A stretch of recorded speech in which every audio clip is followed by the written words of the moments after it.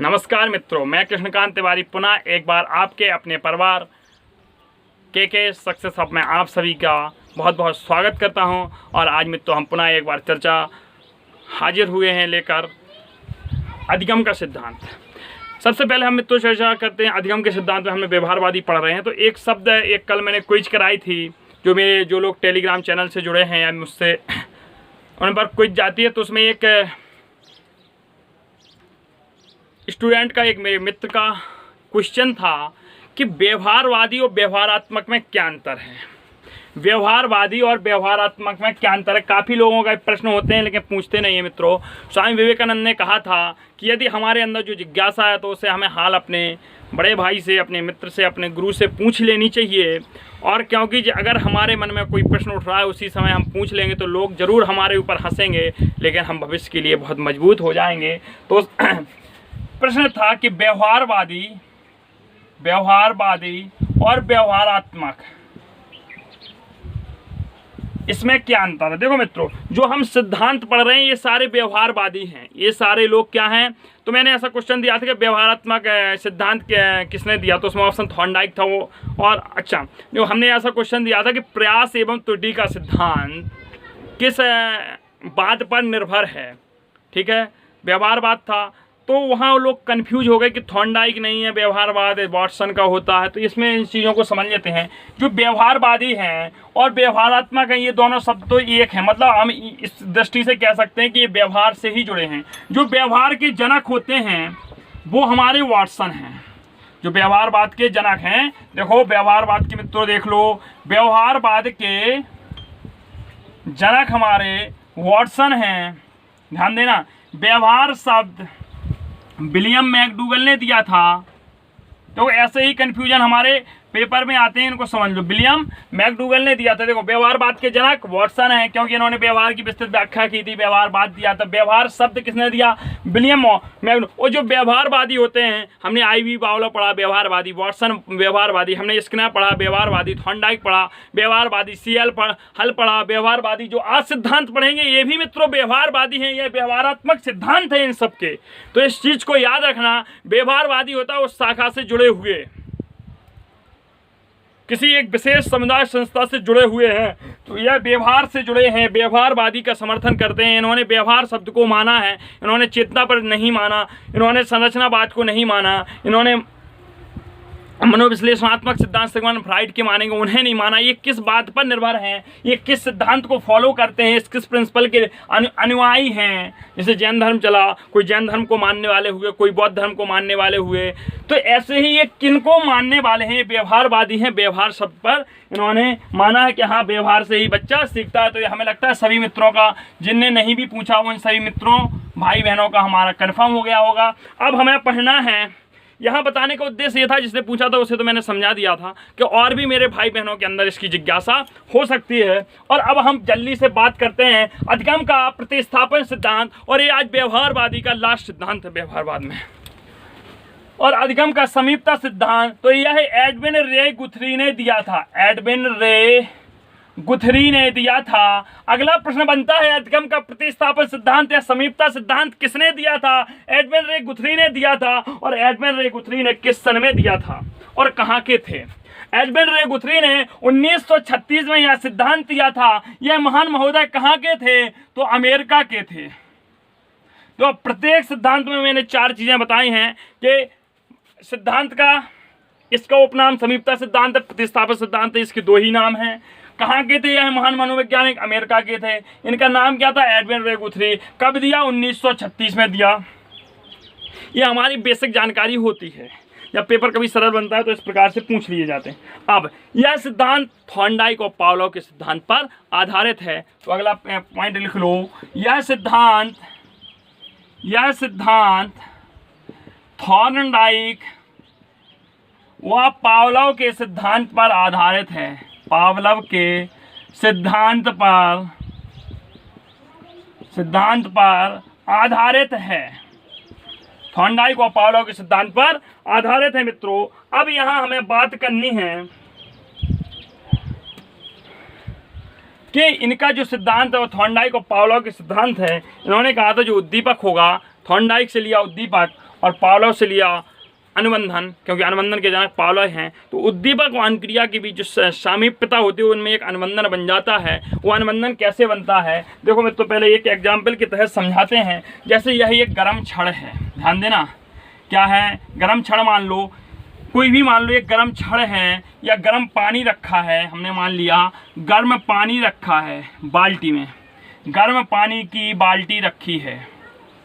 अब ध्यान देना मित्रों, गर्म पानी की बाल्टी रखी है और आप आए और आते ही आपने इस बाल्टी में बोर दिया हाथ, और हाथ बोरते ही आप हाथ को क्या कर लोगे मित्रों, बाहर करा लोगे। तो पानी से होगा हाथ का स्पर्श, पानी का हाथ से स्पर्श पहले होगा, और जैसे ही स्पर्श होगा हाल क्या होगा, हाथ बाहर निकलेगा, हाथ बाहर निकलेगा। कहने का मतलब क्या हुआ, हमारा उद्दीपक यह था, और जैसे ही उद्दीपक हुआ, उद्दीपक के संपर्क में अनुक्रिया हुई। देखो अनुक्रिया और उद्दीपक में बहुत कम समय अंतराल रहा, एक सामीप्य की घटना हो गई, बहुत अधिक सामीप्य हो गया, इसलिए समीपता का सिद्धांत कहा। और हमारा उद्दीपक से तत्काल अनुक्रिया के द्वारा उस उद्दीपक से हम दूर हो गए, इसलिए वहां से प्रतिस्थापन हो गया हमारा।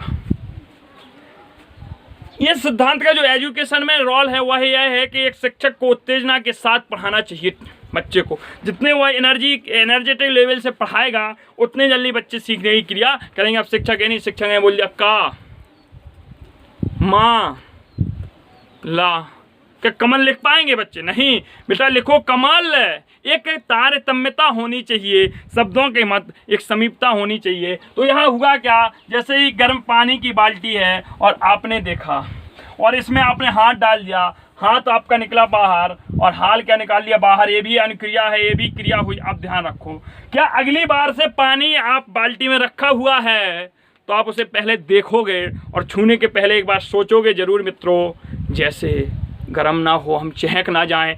जैसे कि हमारे रूसों ने भी कहा था, जो प्रकृतिवादी थे, कि बच्चे को जो करना है करने दो, यदि बच्चा लालटेन को छूता है तो छूने दो, एक बार जल जाएगा दोबारा खुद नहीं छुएगा। तो गुथरी का सिद्धांत भी कहता है कि जब हम कोई एक उद्दीपक के साथ हमारी अनुक्रिया हो जाती है और उस अनुक्रिया के बाद एक अनुबंधन बन जाता है, जैसे कि मैं तो एक छोटा सा है, आपने कहावत सुनी होगी, दूध का जला छाछ भी फूंक फूंक के पीता है। इसका तात्पर्य क्या हुआ, क्योंकि वह एक बार दूध से जल गया है, और दूध और मट्ठे में जो हमारे बुंदेलखंडी में बोला जाता है सफ़ेद रंग के होते हैं, तो वह उससे भी फूंक फूंक के पीता, उससे लगता है ये गर्म तो नहीं है। अरे मित्रों, कोई धातु की छड़ पड़ी है, लोहे की छड़ पड़ी है, घाम में पड़ी थी, किसी ने गर्म करके डाल दी, आपने उस छड़ को उठाया और देखा अरे गर्म, उसको हाल छोड़ दिया। अगली बार कोई भी छड़ पड़ी होगी देखोगे तो उसको एक बार छूने के पहले आपको दृश्य याद जरूर आ जाएगा। तो एडवर्ड गुथरी कहते हैं मित्रों, गुथरी के अनुसार जब उद्दीपक और अनुक्रिया दोनों एक साथ होती हैं, देखो लिखो इसका सिद्धांत जो है उस सिद्धांत का मेन पॉइंट लिखते हैं। गुथरी के अनुसार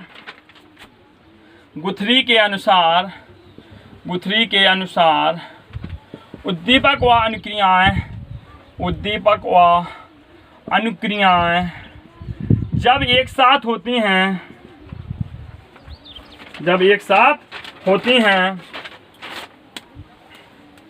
एक साथ प्रस्तुत हो जाएं तो दोनों के मध्य उद्दीपक शक थॉर्नडाइक महोदय के दोनों के मध्य अनुबंधन हो जाता है। दोनों के मध्य क्या हो जाएगा, अनुबंधन का निर्माण होता है। अनुबंधन शब्द हमारे पावलोव महोदय से आया, इसलिए थॉर्नडाइक और पावलोव के सिद्धांत पर आधारित है कि मध्य अनुबंधन हो जाता है, ठीक है। और यही अनुबंधन परिस्थितियों में प्रयोग किया जाने लगता है। अतः उसी अनुबंधन को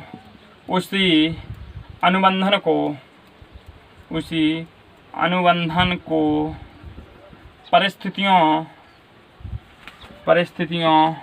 में प्रयोग किया जाने लगता है।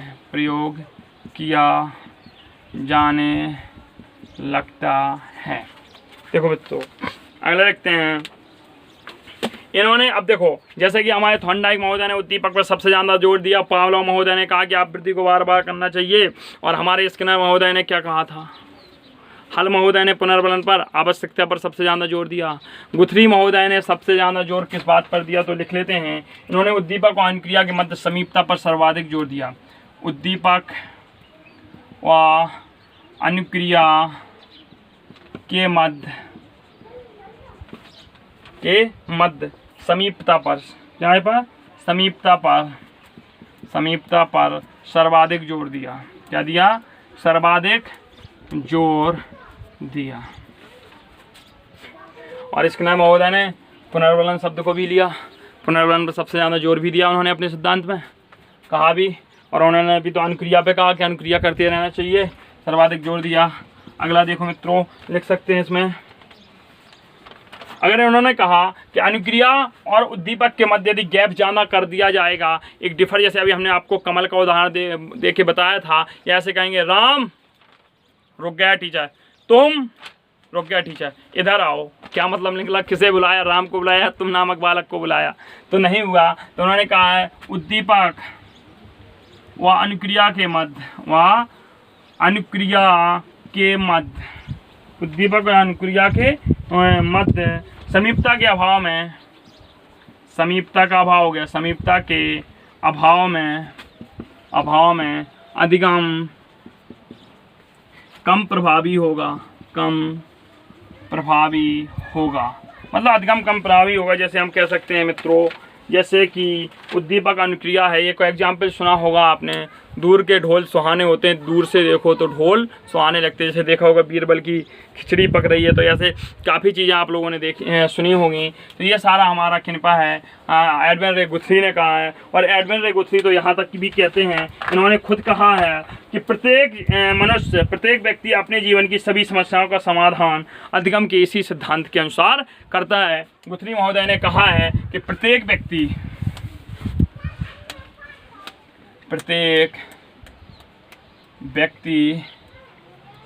अपनी सभी समस्याओं का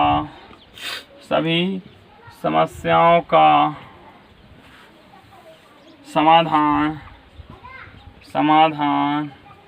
इसी सिद्धांत पर करता है, इसी सिद्धांत के आधार पर करता है।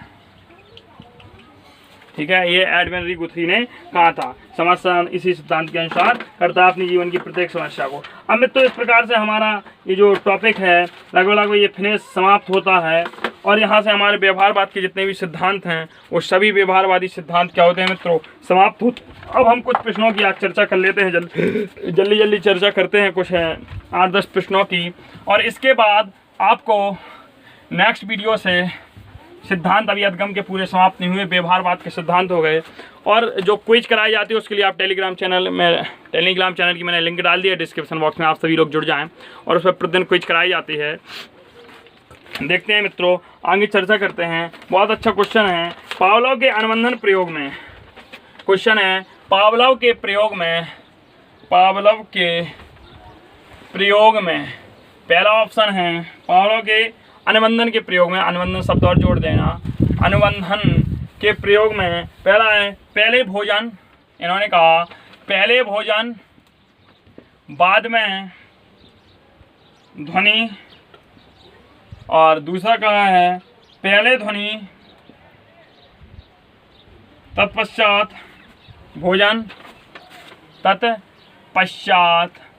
भोजन, ये क्रिया बनी थी। तीसरी क्रिया कहते हैं कि भोजन दोनों, इन्होंने कहा भोजन व ध्वनि साथ साथ। अगला प्रश्न देखते हैं, कोई नहीं, नन ऑफ दीज। इन्होंने कहा कि जो पावलोव के अनुबंधन का प्रयोग था उस प्रयोग में कौन सी क्रिया हुई थी, तो देखो उस प्रयोग में पहले ध्वनि तत्पश्चात भोजन दिया गया था, और जो आदर्श समय था वह 5 सेकंड का था, आदर्श काल जिसे कहा। और अगर भोजन उद्दीपक है, इसके अलावा अनुक्रिया हो रही, अनुबंधन नहीं हो रहा। यदि उद्दीपक और अनुबंधन में जो समीपता होती है यदि हो जाए तो गुथरी का सिद्धांत लगने लगता है। अगला प्रश्न देखो मित्रों, आप लोगों के लिए प्रश्न लेके आए हैं ताकि जो हम लोगों को कन्फ्यूजन है वो दूर हो जाए। अगला क्वेश्चन है थॉर्नडाइक के प्रयोग में पुरस्कार का स्वरूप क्या था। अगला प्रश्न है थॉर्नडाइक के प्रयोग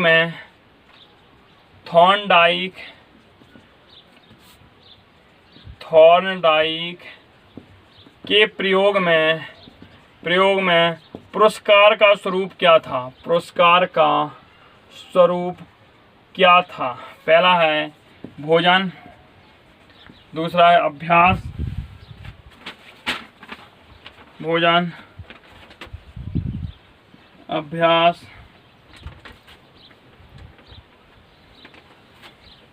तीसरा है उद्दीपक, और चौथा है डी हम कह सकते हैं भोजन हो गया, अभ्यास हो गया, उद्दीपक हो गया, और हम अगला लिख सकते हैं प्रयोगकर्ता। तो देखो थॉर्नडाइक ने इसमें इस ऑप्शन को लिखने का तात्पर्य यह मित्रों था कि हम यहाँ से आपको 2 प्रश्न कराना चाहते थे। थॉर्नडाइक का जो प्रयोग है वह सर्वाधिक बल दोस्त पुरस्कार के रूप में भोजन, इसका आंसर क्या हो जाएगा? भोजन। और जो थॉर्नडाइक महोदय ने सर्वाधिक सिद्धांत दिया हुआ उद्दीपक पर दिया है। यदि यहाँ अभ्यास है तो आप अभ्यास को छोड़ देंगे। इन्होंने सर्वाधिक बल किस पर दिया? उद्दीपक पर दिया, इसलिए इनका ऑप्शन यदि क्वेश्चन बनता थॉर्नडाइक ने सर्वाधिक बल किस पर दिया, तो सर्वाधिक बल इन्होंने उद्दीपक पर दिया, और पुरस्कार के रूप में क्या मिला? भोजन मिला। अगला देखते हैं मित्रों। अगला कहते हैं क्वेश्चन बना है किसी क्रिया को बार बार दोहराने से उसका संबंध, दो प्रश्नों को सुनिए, ऑप्शन लिखता हूं मैं। किसी क्रिया को बार बार दोहराने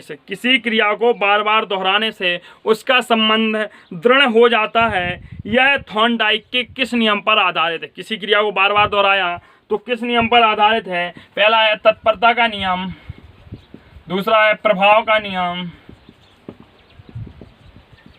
और मानसिक क्रिया का नियम, और चौथा है अभ्यास का नियम। तो देखो मित्रों, क्रिया को बार बार दोहरा रहा है तो क्या कर रहा है? अभ्यास कर रहा है। और यदि वो कहता कि एक व्यक्ति अपने परिणाम से संतोष और असंतोष की ओर बढ़ता है, उसे ना तो संतोष की प्राप्ति हो रही ना असंतोष की, मतलब संतोष असंतोष शब्द जब भी आ जाए तब आप प्रभाव पर गौर करिएगा। और यदि आ जाए कि एक व्यक्ति किसी भी चीज़ को सीखने के लिए मानसिक रूप से तैयार है तो थॉर्नडाइक के किस सिद्धांत के आधार पर होगा? तो तत्परता पर होगा। इस प्रकार से मित्रों आए हैं, और यह जो एक प्रश्नों की श्रृंखला है इसका मैं आपको अलग से वीडियो बना के पूरा दूंगा, जिसमें लगातार प्रश्न होंगे। अभी और सिद्धांत हो जाएं 2 अधगम के, फिर अधगम पर कम से कम 150-200 प्रश्नों की श्रृंखला लेके आएंगे। बहुत बहुत धन्यवाद मित्रों, आप सभी का क्लास अटेंड करें। बहुत बहुत धन्यवाद।